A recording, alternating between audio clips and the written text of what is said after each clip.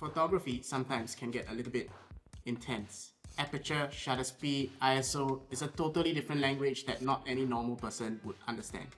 And if you've ever been stuck in any of the gear debates, Nikon versus Canon, Leica versus Zeiss, then you have my condolences. Welcome back, Midlifers. Today we're going to check out something a little bit small, something a little bit fun, and I have to say something quite refreshing. It's the KODAK Charmera, a camera Bagcharm from Retro Productions.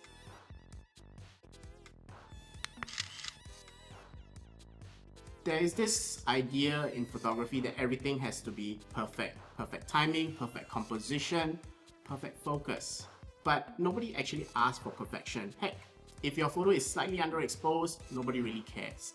And if you look at the great photos of the great artists or photographers from the past, rarely do you look at a photo and think, I wish if this was 10% sharper. What people do notice is that every nice photo makes them feel something.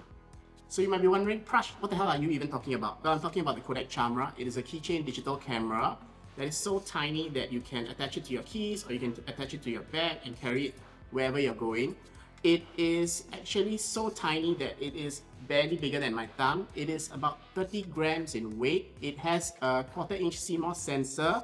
It runs on a micro SD card up to about 128 gigabytes. It has a USB socket as well for you to charge the camera. Battery life is adequate. It lasts you throughout the day. I charged it up, I brought it around shooting, and it still hasn't died on me yet. But here is where the fun is. So whenever you buy one of these, you get it as a blind box.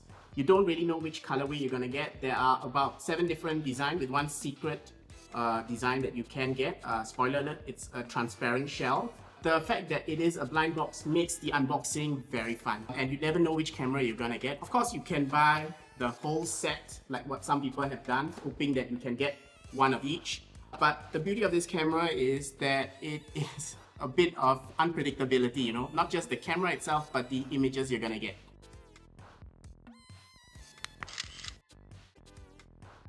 And once you power it on, you're gonna be greeted with video and photo mode. You can choose whichever one you wanna do. The video modes, they do capture audio as well. I was pleasantly surprised by that.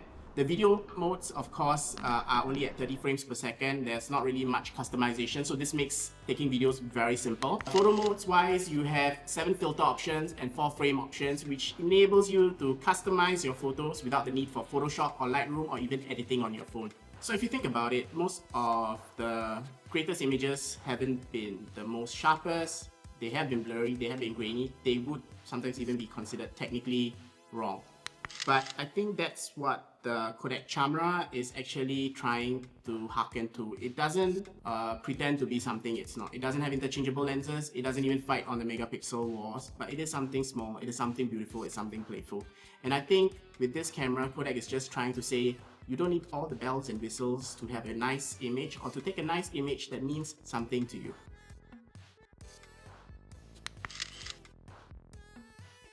If you have felt anxiety carrying all that gear, all your lenses, all your camera bodies, I think this is the perfect camera for you. It is anti-anxiety inducing.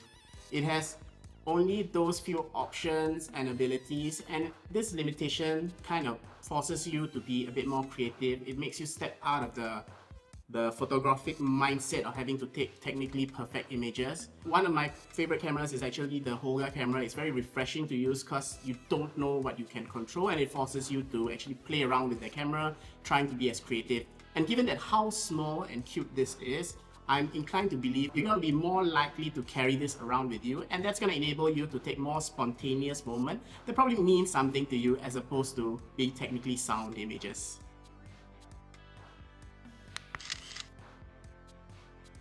The vignetting, the color filters, and all that, they become quirks. The softness of the image, the lack of features, they add a certain degree of character. I would think they kind of remind me of the early days of digital photography, and this old character has a weird charm to it.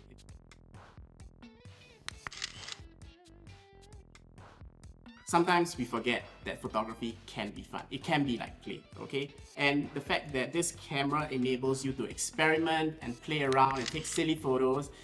These photos, of course, are never going to hang in a gallery. You're probably not going to print them out.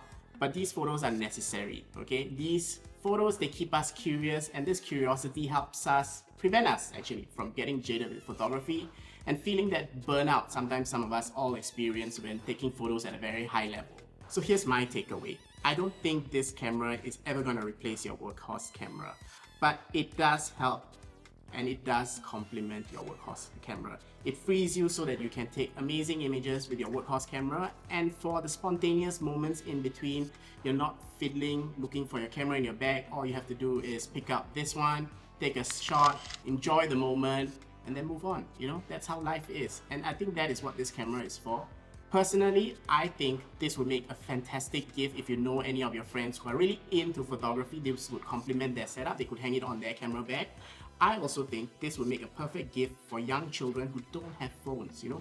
It's a fantastic way of introducing them to photography and letting them experiment without an expensive toy and without the fear that they might break it or break your expensive camera.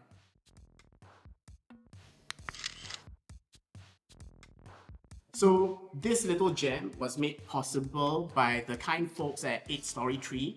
If you love this episode, go and support them, okay? I believe they're the only ones currently bringing it into Singapore. Unfortunately, the first batch is already sold, so you might have to wait for the second batch that is coming in October or November. As far as I understand, the second batch is already on the way, so look forward to it. You can visit them on their Instagram. If you all love this episode about cameras that don't take photography seriously, you might actually enjoy our video with the Holga camera. If you all love this video, remember to hit the like and subscribe button, and I'll see you in the next episode of Midlifers.